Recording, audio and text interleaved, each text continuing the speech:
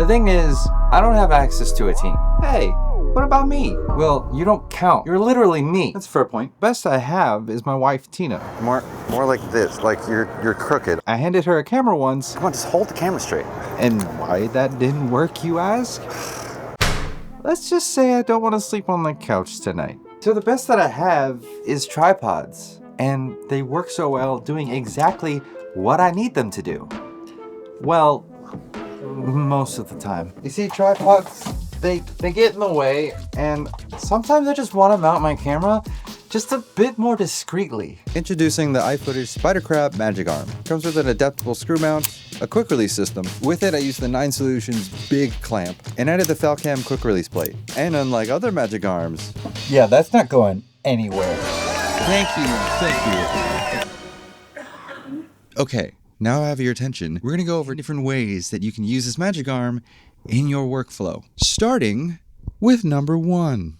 POV. A lot of videos on YouTube these days are trying to find ways to shoot mundane life, but in a cinematic way. Say you're trying to write something down, but you want the shot to be something a bit more visually stimulating. So I took the clamp and clamped it down on a big permanent marker. You can do this with any pen. I fixed the arm to where the camera was pointing just towards the tip of the marker. Key tip is to turn off the stabilization in the camera so that the object that you're focusing on is exactly as static as possible. Now you've probably seen a shot like this from one of the popular YouTubers, Gok's Art. I feel like he's one of the ones that really popularized this shot. If you really like this tip, maybe think about subscribing. That's just subscribe.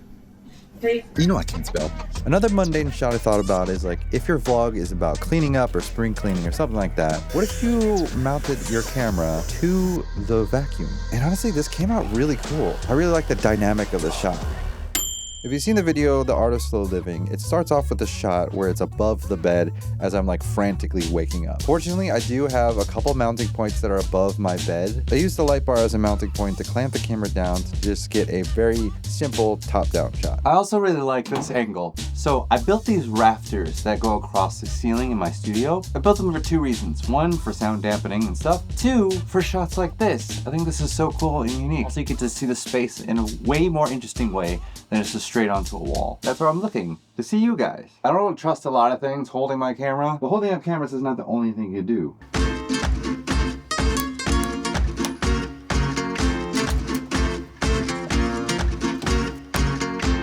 Nice. So now I have a light on my desk. So my like fake window situation and a light up here. So now I got a studio light hanging up in my studio, and now it's kind of looks like a nice little hair light. Also cool thing, you know how tripods can take up space? So do light stands. This solves the problem of having this thing take up so much space in my studio. Since I live in a city, it's so much fun to use every single thing in the environment as a mounting point, kind of turning the city into my tripod. So we went to the train station and I used one of the signposts to clamp the camera to. And it doesn't take up a lot of space at all. It's actually very discreet. And we were able to get this really nice cinematic urban shot of the city. And I'm really happy with how the shot came out. There wasn't too much shaking going on because of the train moving. It just looks really good. And now inside the train, I don't want to be in the way with like 3 tripod legs sticking all over the place.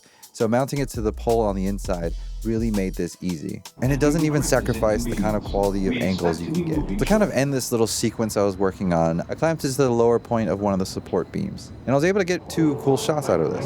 One kind of focusing more on me, kind of waiting for the train. Same shot, but cutting to the wider view as Tina comes off the train and meets me. The cool thing about this setup is all you really need to focus with is what is the composition that you're looking for to like express the emotion you want. See, the cool thing about filming in the city is sometimes I'll use the city bikes. And it's nice because I do have a boosted board, but I don't have to worry about carrying or lugging that around. So having these bad boys is really helpful. We're gonna take this for a spin. I've been wanting to do this for a while. I used many magic arms to mount to bikes before, but this honestly was the strongest. It actually held the camera very still, even riding at a moderate speed. I really like how this shot came out with like the shoe kind of being in the middle, the bike mounting on the right, very static, but on the left, and even a little sliver of the bike, you can see kind of the motion that's going around. Kind of reminds me of the Dark Knight scene where the Joker's sticking his head out of the car.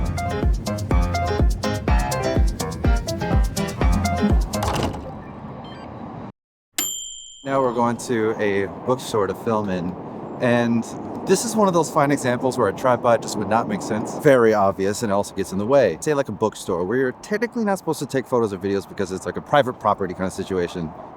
But what if you want to do it anyway?